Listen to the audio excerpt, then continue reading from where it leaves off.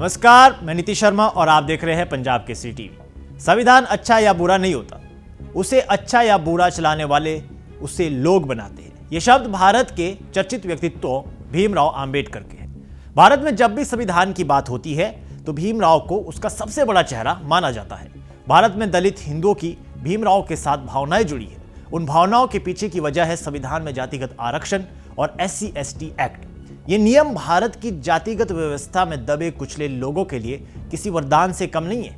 हालांकि इसकी वैधानिकता पर समय समय पर सवाल उठते रहे हैं, लेकिन अगर कोई कहे कि संविधान निर्माण में डॉक्टर भीमराव अंबेडकर का कोई योगदान ही नहीं है तो ये अपने आप में आश्चर्यचकित बात लगती है। अब ऐसा ही कुछ ग्वालियर हाई कोर्ट के एक वकील ने कहा है। उन्होंने कहा है कि संविधान निर्माण में भीमराव का कोई योगदान नहीं है। अनिल मिश्रा पहले भी ऐसे विवादित बयान दे चुके हैं, लेकिन इस बार उन्होंने साफ तौर पर कहा है कि संविधान को BN राव ने लिखा है। ऐसे में उन्होंने चुनौती दी है कि किसी भी व्यक्ति को जिसको लगता है कि संविधान डॉक्टर भीमराव अंबेडकर ने लिखा है वो उनके साथ बहस कर सकता है। ऐसे में समझने वाली बात है कि आखिर भारत का संविधान लिखा किसने, भारत के संविधान में किसका कितना योगदान है। इसको सबसे पहले उस सभा से समझना होगा जिसका गठन संविधान निर्माण के लिए किया गया। डॉक्टर अंबेडकर को संविधान का निर्माता इसलिए कहा जाता है क्योंकि उन्होंने ड्राफ्टिंग कमेटी के अध्यक्ष के रूप में संविधान के अंतिम स्वरूप का नेतृत्व किया।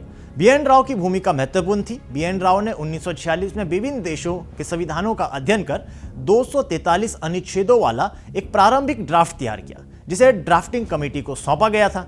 25 नवंबर 1949 को संविधान सभा में डॉक्टर अंबेडकर ने कहा था कि उन्हें जो श्रेय दिया जा रहा है उसका एक भाग BN राव को भी जाता है, जिन्होंने ड्राफ्टिंग कमेटी की रफ ड्राफ्ट बनाने में मदद की। डॉक्टर राजेंद्र प्रसाद ने भी BN राव की प्रशंसा की। संविधान सभा की बहसों में लगभग हर धारा पर अंतिम बहस का नेतृत्व डॉक्टर अंबेडकर ने किया, लेकिन इन सभी बहसों का आधार BN राव का वो ड्राफ्ट था और सभी बहसों में सबकी राय ली गई थी, जिसके आधार पर BN राव के ड्राफ्ट में बदलाव किए गए।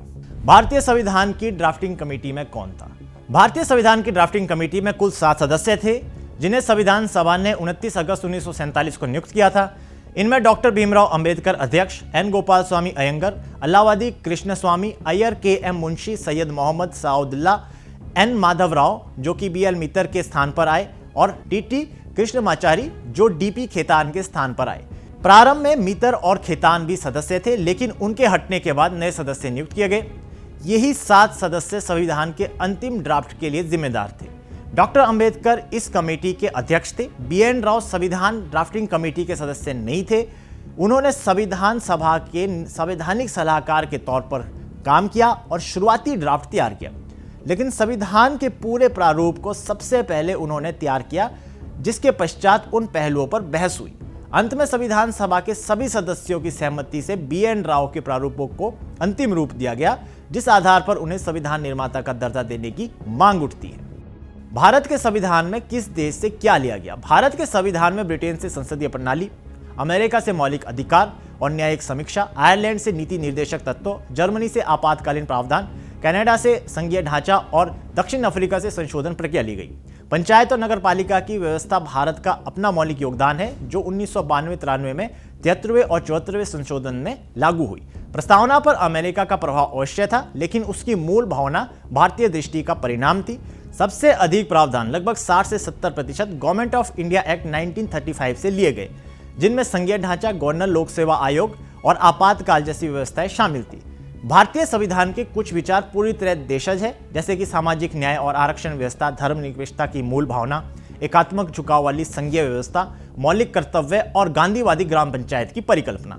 इस प्रकार भारतीय संविधान को कॉपी पेस्ट का दस्तावेज नहीं, बल्कि दुनिया के सर्वश्रेष्ठ संवैधानिक अनुभव प्लस भारतीय दृष्टि और आवश्यकताओं का अद्वितीय मिश्रण माना जाता है, जिसे भारतीय समाज की जाति, धर्म, गरीबी और अशिक्षा जैसी वास्तविक चुनौतियों को ध्यान में रखकर निर्मित किया गया है।